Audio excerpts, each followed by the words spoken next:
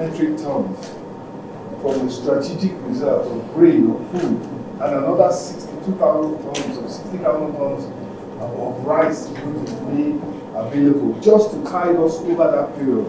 Because you have a good dry season harvest, you have a good wet season harvest, and that issue, because the inflation is food inflation.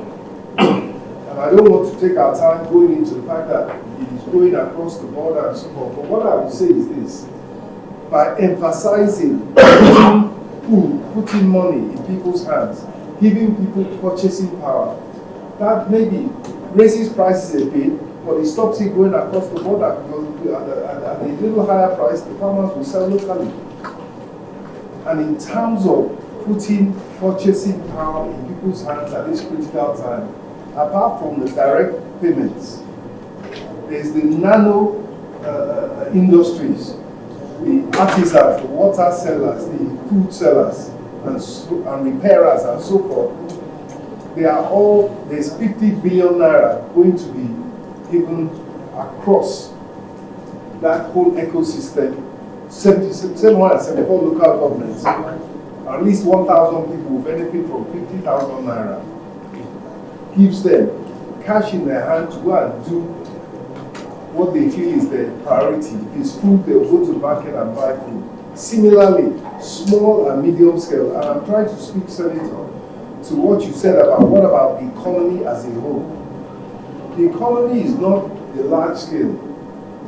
The heart of the economy is small and medium scale, especially in an entrepreneurial country like Nigeria, where everybody wants to be, quote unquote, on his own, working for himself.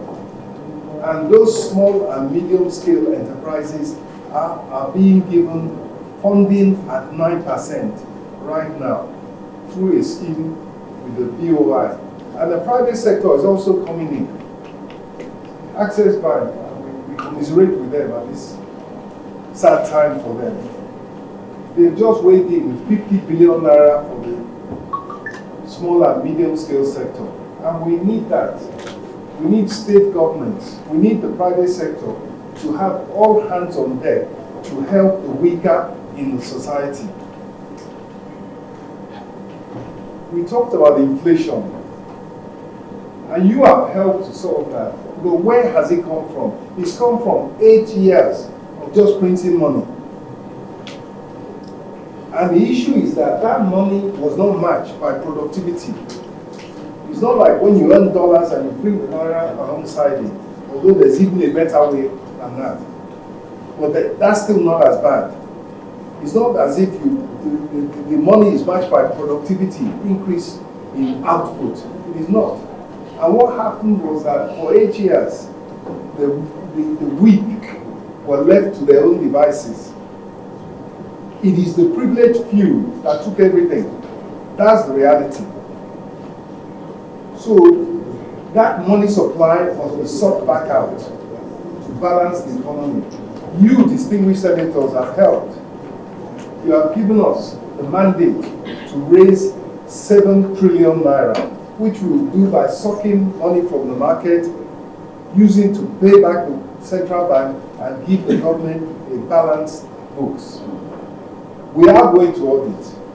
Even the 22.7 trillion, it's still there, and that also must be dealt with through the markets, not through something that we just printed. But we will audit because we need to be sure. I think on the issue of recovery itself, it is clear that there's funding under the Presidential Infrastructure Development Initiative.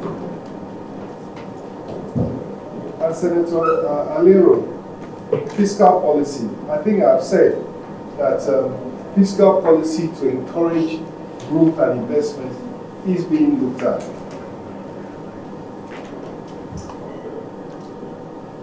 May I just end this section, Mr. Yes. Chairman? I think the Honourable Minister, you're not doing bad here.